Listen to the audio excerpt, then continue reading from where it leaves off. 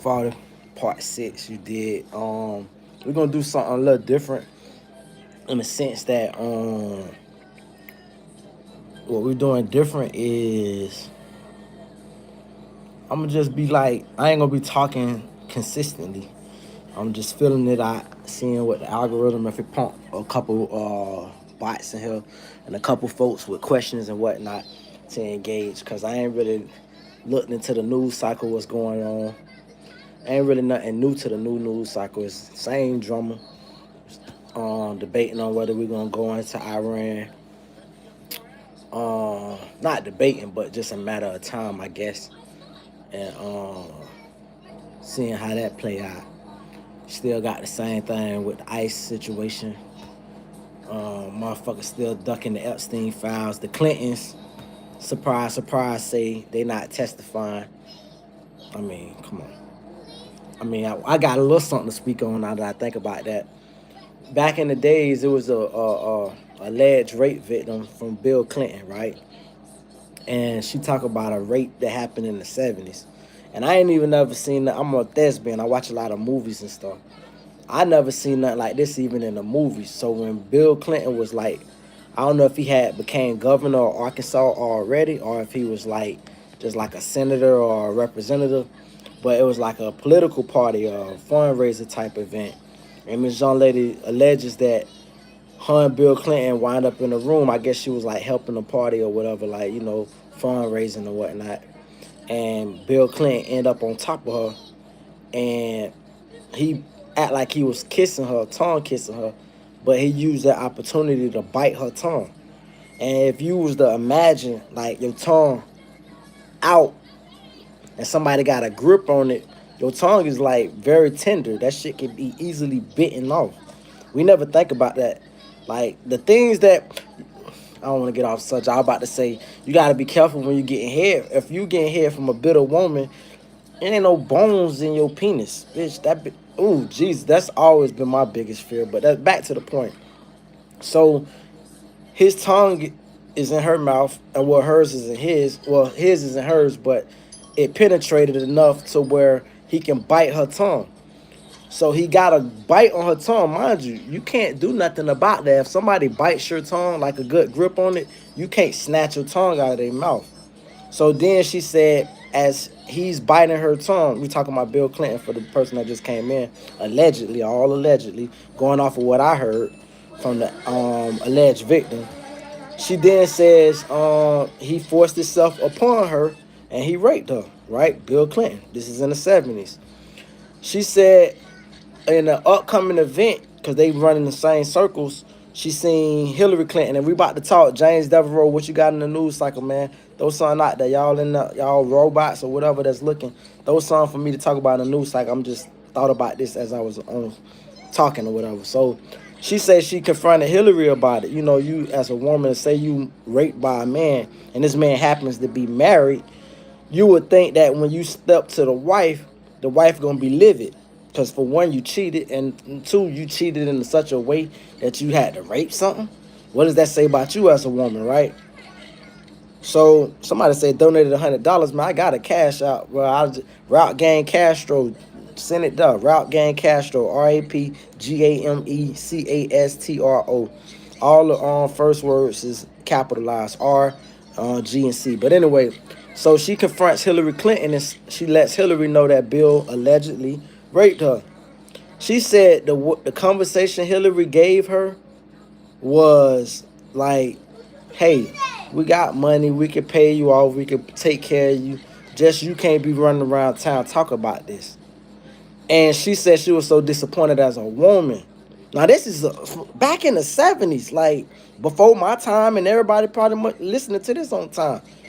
So this woman has been not only riding for her man.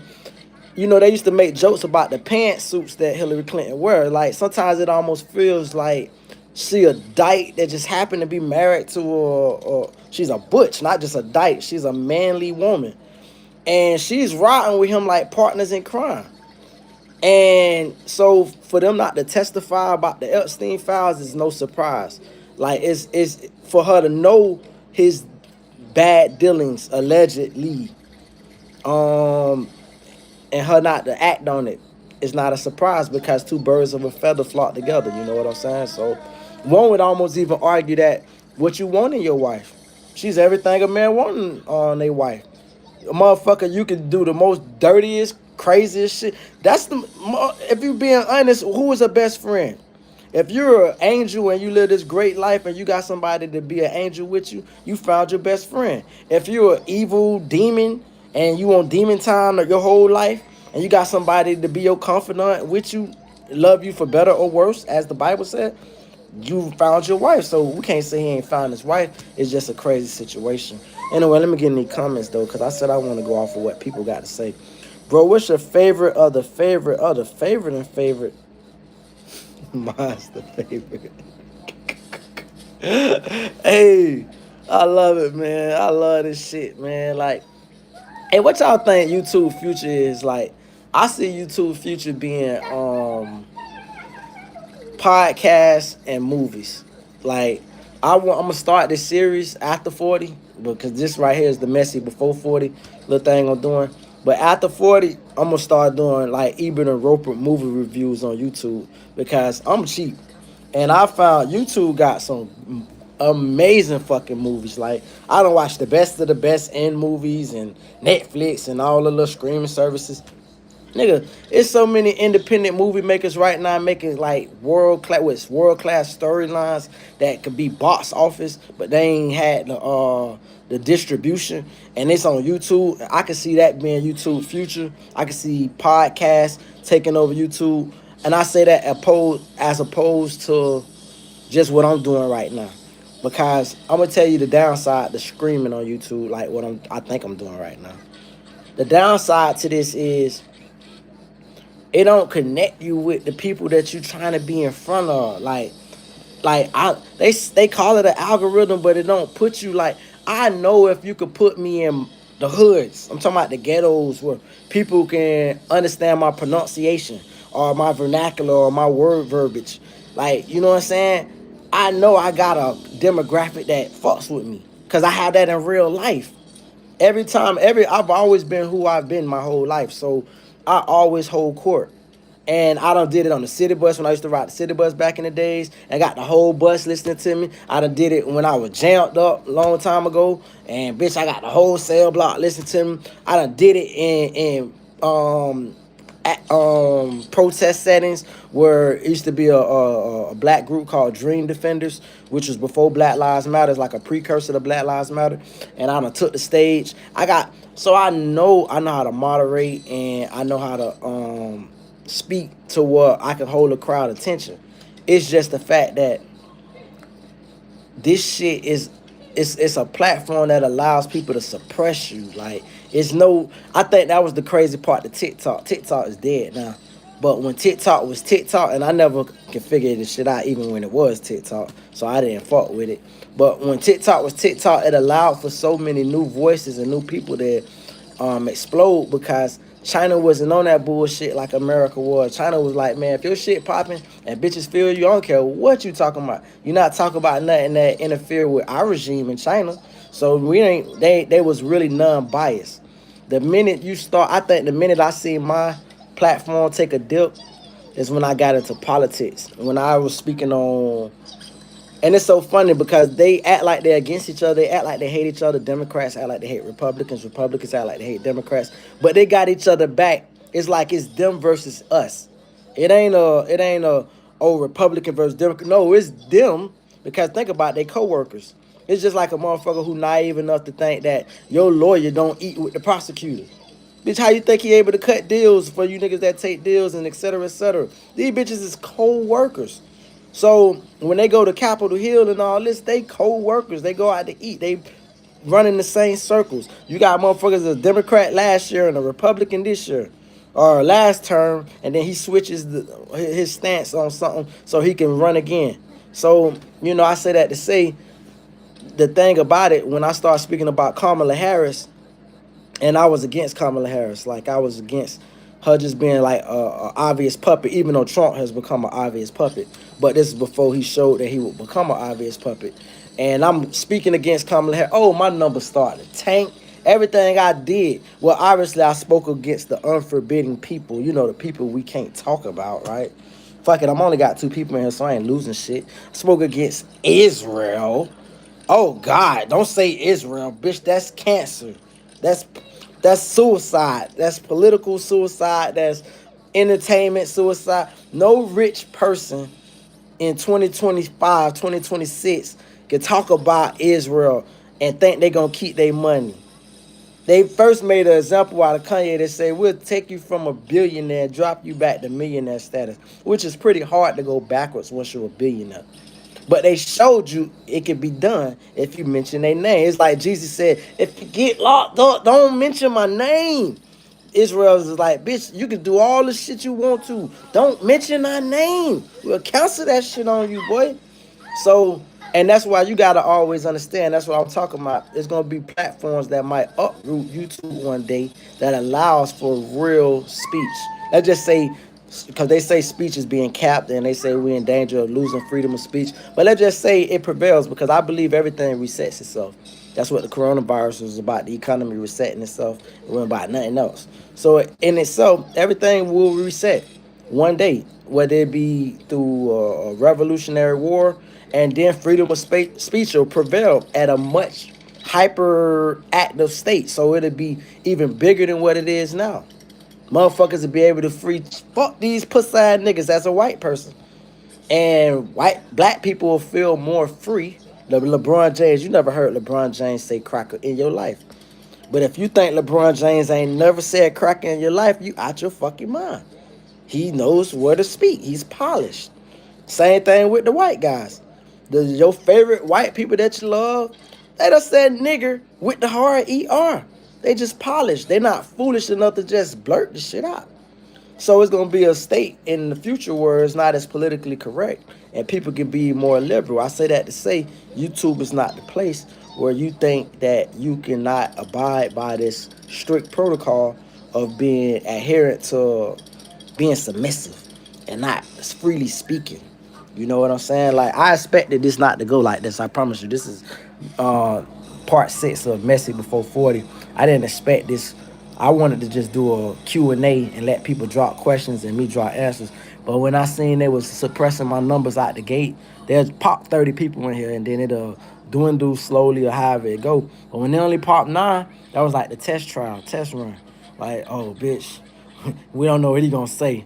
And that's what I'm talking about. That's what was the difference with TikTok before Larry Adelson, which was, it was something free reign. It was like, is, you know, basically it went with the motion of a real algorithm. It was nothing that was, think about what an algorithm is. If I say 221112, 221112, 22111, now you got to guess what the next pattern of that word is going to be. It's going to be 2.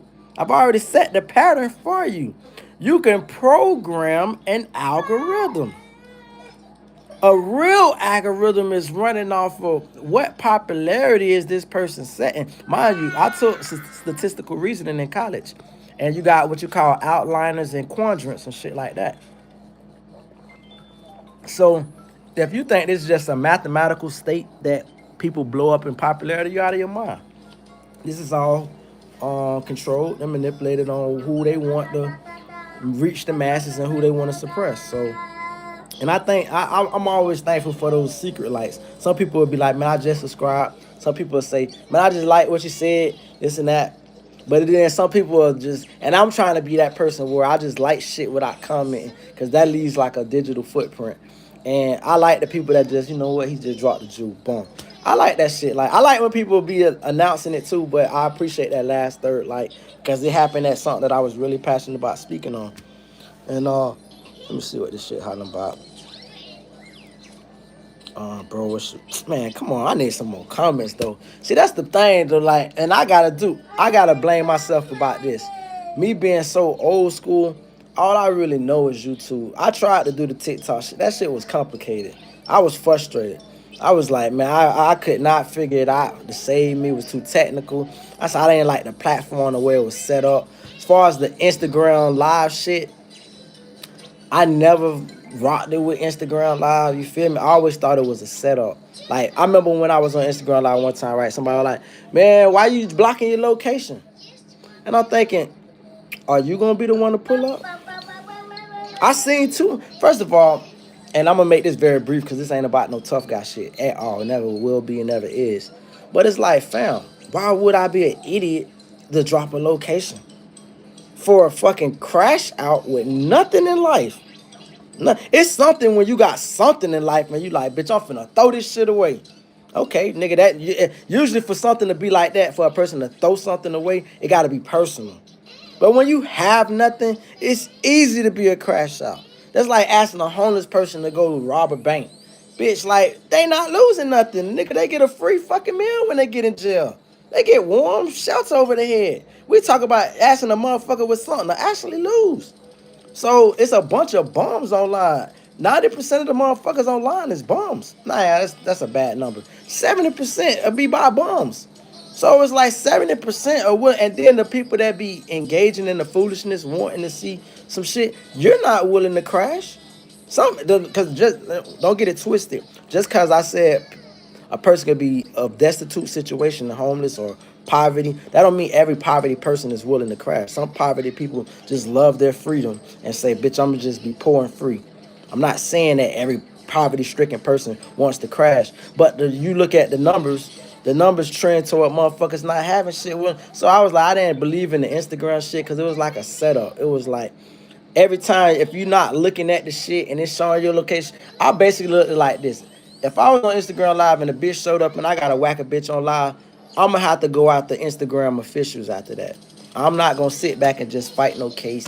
No, bitch, I'm gonna fight a case against whacking administrators who run the platform because, bitch, you set me up. And if you think you could just I never like the instigators, the person that get to set up and rig the fight, and then they get to sit back and laugh. No, bitch, you got to get some of this shit too. They say don't kill the messenger every time.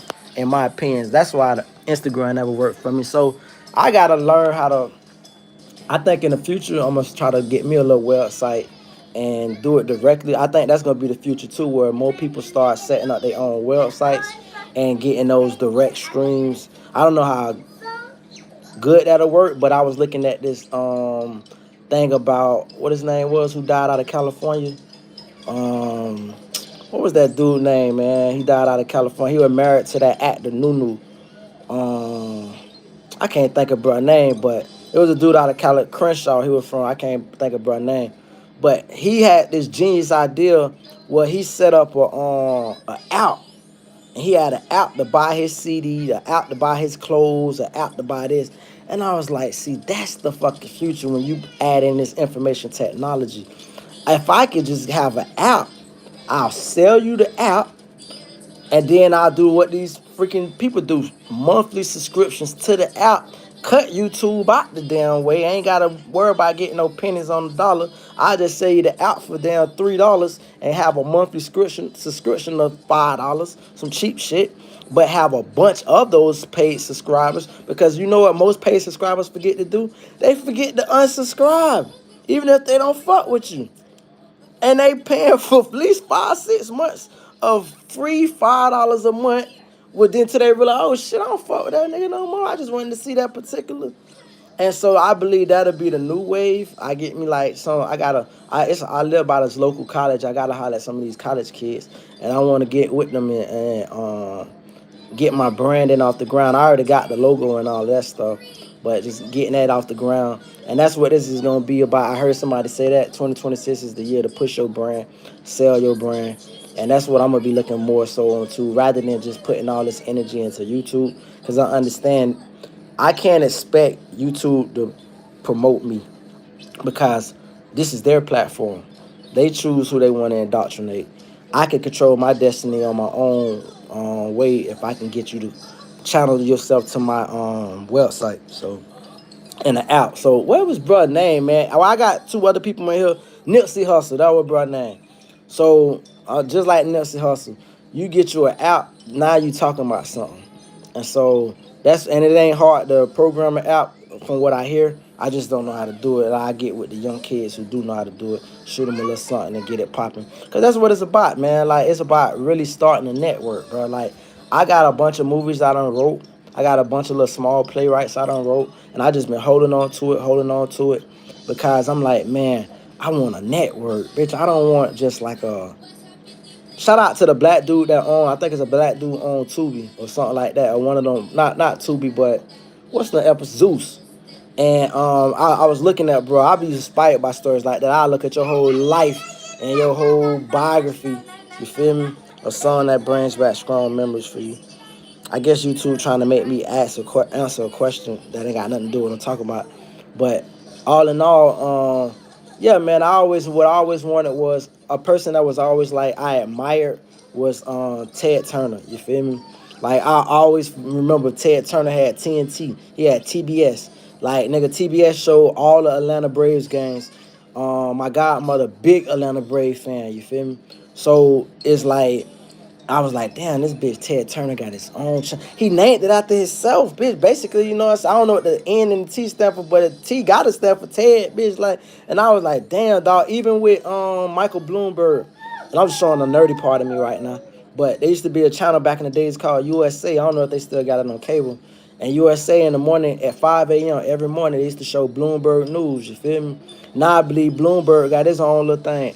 And to find out this is just a regular damn person, Michael Bloomberg, like what the fuck? And it's crazy, bro. So it's like those are the dream aspirations I think that you really want to get to is having your own network. And when I also think about, I can't leave, bro. Byron, what's the black dude name? Goddamn, he do the things with the comedians and shit. He done set up a whole bunch of shows. When I look at him and I look at Bob Johnson, and Bob Johnson sold BET to Viacom, but I was looking at like, damn, dog, look how great we could have been if we would have just stayed true to our brand. Like, I imagine that Bob Johnson had a glimpse in the future, he would have never sold BT. He would have just found new program directors, and how can he flip it to get to where it's gonna be. You gotta see the vision. I think that's where a lot of these. You know what I was looking at? Because I've been looking at a lot of movies lately, and I'm looking at how these big movie companies they attach themselves to small films. So, for instance, I'm looking at a movie right now called The Contract, and Millennium attached itself to these other people. So they let you do the groundwork. They let you put your production team, all that shit together. They let you do the movie, and then after you do the movie, they say, "Well, I like that. I want to attach my name to it." And then when we go to the box office movies, we say, "Oh boy, Millennium or MGM or Universal, boy, they just had a good." It wasn't even. They ain't do none of the work. They just attack. They just like basically name rights. You know what I'm saying? Like when a person attach their name to a basketball arena or something, or Trump attach his name to a tower, and he don't even own the damn building, but you look at it as Trump Towers because he attached his name. So I was like, oh, that's the game, bro. All this shit is about bigger companies coming in to attach their name or buy you outright. And if Bob would have had a little more patience, practiced a little more patience, shit, he could have changed the name from Black Entertainment Television to Bob Entertainment Television. So these are the things that I'm gonna be thinking about in the future.